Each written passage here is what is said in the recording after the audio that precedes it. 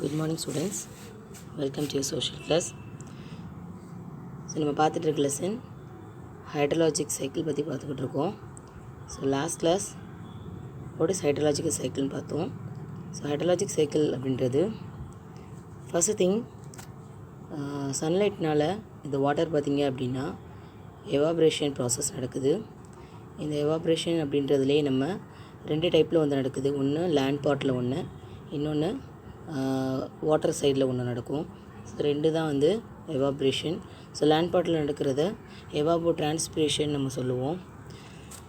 So இப்போது evaporate ஆகக்கூடிய water பார்த்திங்க அப்படின்னா அதோட செகண்ட் லெவலில் வந்து அடையுது.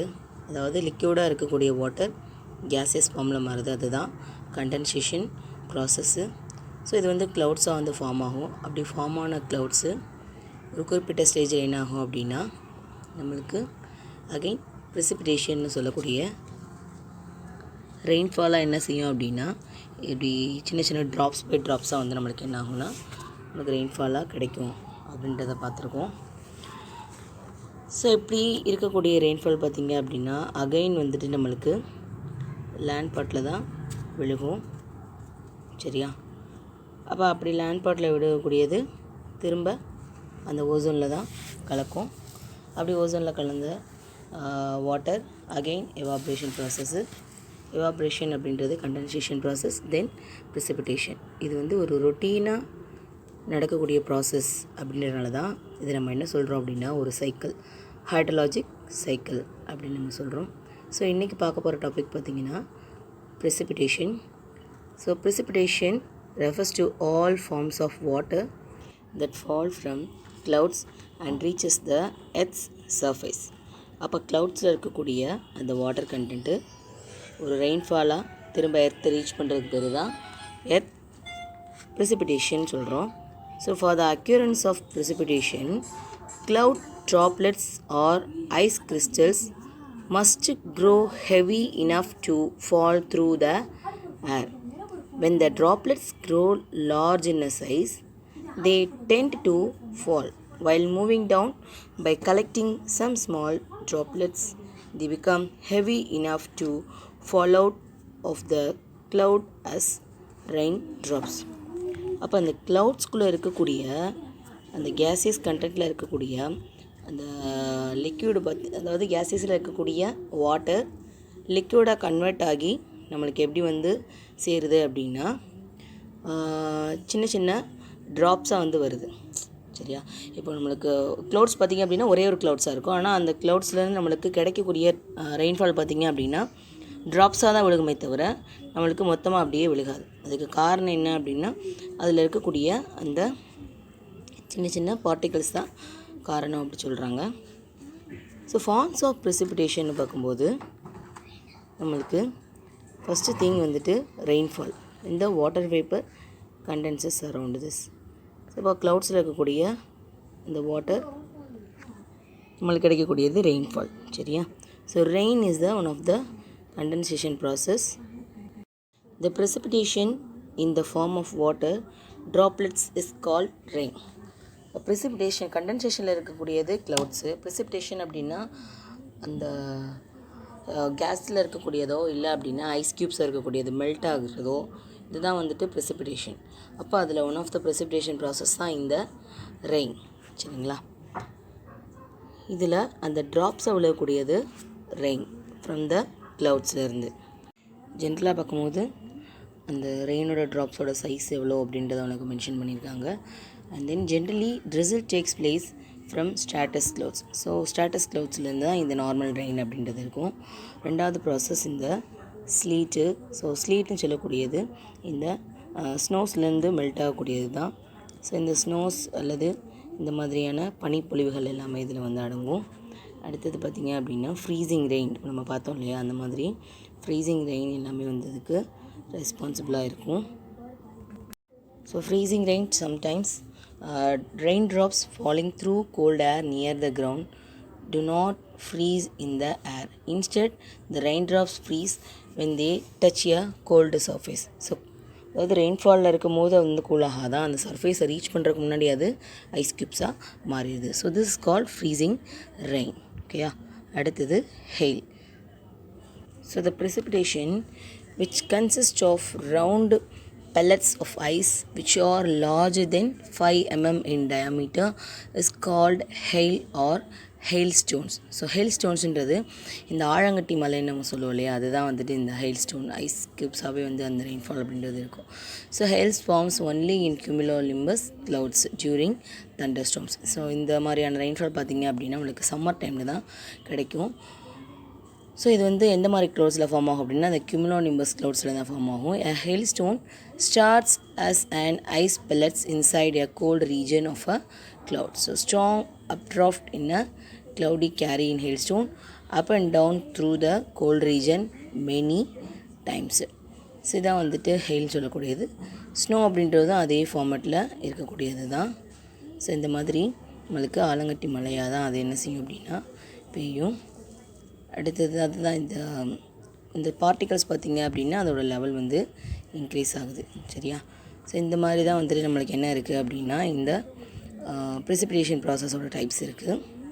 அடுத்தது இன்ஃபில்ட்ரேஷன். ஸோ ஃபில்ட்ரேஷன் அப்படின்னா வடிகட்டுறதுன்னு சொல்லுவோம். இன்ஃபில்ட்ரேஷன் அப்படின்னா இந்த கண்டென்சேஷன் ப்ராசஸ், இந்த ப்ரிசிபிடேஷன் ப்ராசஸ் முடிஞ்சதுக்கப்புறம் ரெயின்ஃபால் கிடைக்குது இல்லையா, அந்த வாட்டர் லேண்ட் பார்ட்டுக்குள்ளே என்ன ஆகும்னா ஃபில்டர் ஆகும். அந்த ப்ராசஸ்க்கு பேர் தான் infiltration. So water entering the soil at the surface of a ground is termed as infiltration. So infiltration allows the soil temporarily to store water, making it available for plants use and organisms in the soil. So infiltration is an important process where rainwater soaks into the ground, so through the soil and underlying rock layers. அப்போது இந்த soil மூலமாக என்ன ஆகும் அப்படின்னா அது first வந்துட்டு இந்த land பாட்டில் filter ஆகிடுது. ஸோ அது வந்து எதுக்கு யூஸ் ஆகும் அப்படின்னா அந்த லேண்ட் பாட்டில் இருக்கக்கூடிய பிளான்ட்ஸுக்கு யூஸ் ஆகும். அதுலேயும் ரொம்ப வந்துட்டு பார்த்திங்க அப்படின்னா டீப் லெவலில் அந்த ராக்ஸ் கடியில் போய் அது ஸ்டோர் ஆகிற மாதிரியான ப்ராசஸ்க்கு அது வழி கொடுக்கும். அதுதான் வந்து இன்ஃபில்ட்ரேஷன். இல்லை நம்மளுக்கு வாட்டர்லேயே வந்து கலக்குது அப்படின்னா அது வேறு. சரியா? ஸோ இந்த இன்ஃபில்ட்ரேஷன் ப்ராசஸ் தான் சொல்கிறாங்க. So some of this water ultimately returns to the surface through springs or low spot down hills. Some of the water remains underground and is called groundwater. ஒன்று அப்ளிக் மூலமாக அது அந்த ஸ்டோர் ஆன water வெளியில் வந்துடும், இல்லை அப்படின்னா கிரவுண்ட் வாட்டராக அது ஸ்டோர் ஆகிடும், நம்ம வந்து பம்ப் பண்ணி எடுத்துக்கிடுவோம். So the rate of infiltration is influenced by the physical characteristics of the soil, vegetative cover and moisture content of the soil, and soil temperature and rainfall intensity. So the term infiltration and percolation are often used interchangeably. So இது பார்த்திங்க அப்படின்னா இன்ஃபில்ட்ரேஷன்னா என்ன அப்படின்றத நம்ம பார்த்துருக்கோம். So இது வந்து அங்கே இருக்கக்கூடிய லேண்ட் பாட்டை பொறுத்து இந்த வாட்டர் கண்டென்ட்றது மாறும் அப்படி சொல்கிறாங்க. இது வந்து பிக்சர் வந்து அதை ரெஃப்ளெக்ட் பண்ணும். அதே மாதிரி பெர்குலேஷன் ப்ராசஸ் இது. ஸோ பெர்குலேஷன் ப்ராசஸ் அப்படின்றது is the downward movement of infiltrated water through soil and rock layers. பெர்குலேஷன்றது நம்ம இந்த இன்ஃபில்ட்ரேஷன் ப்ராசஸ் மூலமாக உள்ளே போகுது இல்லையா, அங்கே என்ன நடக்குது அப்படின்றது தான் இந்த பெர்குலேஷன் ப்ராசஸ்ஸு. ஒரு சைடு பார்த்திங்க அப்படின்னா சாயில் வழியாக போகும், இன்னொரு பார்த்திங்க அப்படின்னா ராக் சைடில் வந்து அது அந்த வாட்டர் அப்படின்றது உள்ள இடத்துக்குள்ளே போகும். So infiltration occurs near the surface of the soil and delivers water from the surface into the soil and plant root zones. So plant root வழியாவோ இந்த மாதிரி அந்த சர்ஃபேஸ் லேண்டில் என்னென்ன மாதிரியான ஃபீச்சர்ஸ் இருக்கோ அதுக்குள்ளெல்லாம் போகக்கூடியதான் இந்த பெர்குலேஷன் ப்ராசஸ். இந்த percolation moves the infiltrated water through the soil profile and rock layers which leads to the formation of groundwater or become a part of subsurface or runoff process. அப்போ இந்த runoff process அப்படின்றத பற்றி நம்ம அடுத்து பார்ப்போம். So இதுதான் வந்து percolation process. So runoff அப்படின்னு சொல்லக்கூடியது, the runoff is the water that is pulled by gravity across land surface. It replenishes groundwater and surface water as it percolates into a aquifer, that is, it is an underground layer of water bearing rock, or moves into a river, stream or watershed. So it comes from unabsorbed water from rain and snow melt. So இந்த மாதிரி நிறைய process மூலமாக என்ன செய்யுது அப்படின்னா இந்த run off water அப்படின்றது கூடியதில் river மூலமாகவோ இல்லை அப்படின்னா மெல்ட் ஆகக்கூடிய ஸ்னோஸ் மூலமாக தான் வந்தது என்ன ஆகும் அப்படின்னா அந்த வாட்டர் வந்து ரன் ஆகுது. அதுதான் ரன் ஆஃப்னு நம்ம சொல்கிறோம்.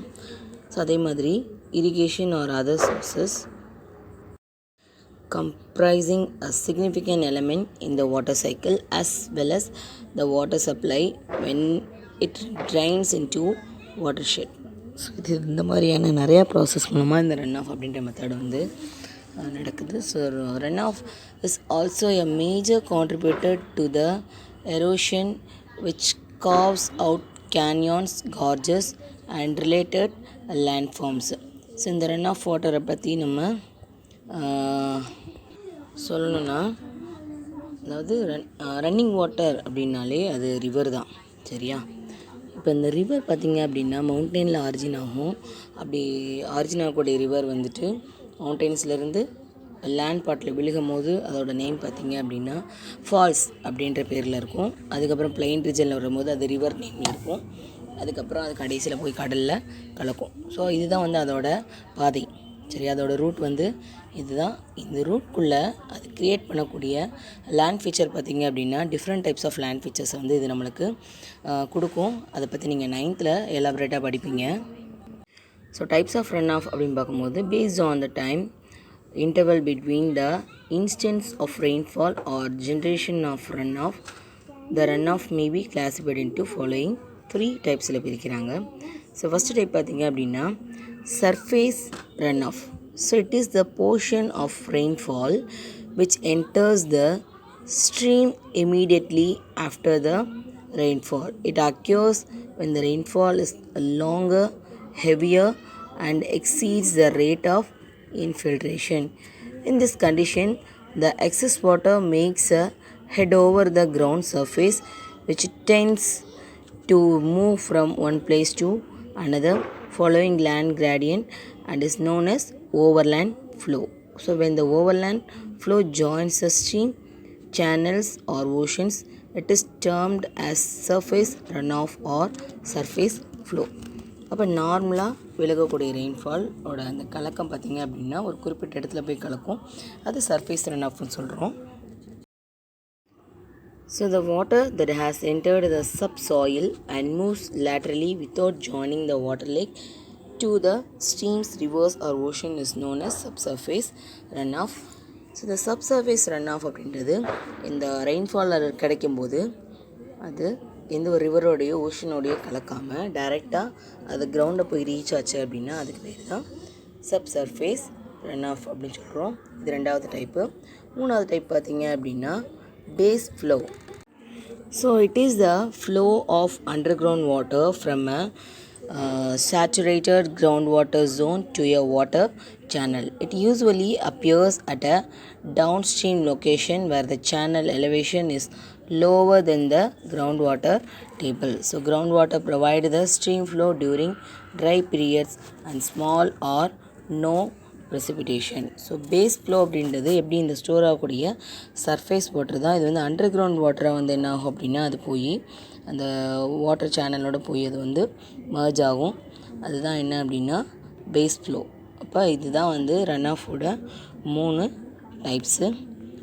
ஸோ இதுதான் ஒன்றுக்கு இந்த ஹைட்ரலாஜிக் சைக்கிளில் இருக்கக்கூடிய கண்டென்ட். இந்த லெசனில் நம்ம ஹைட்ரலாஜிக் சைக்கிள் பார்த்துருக்கோம்.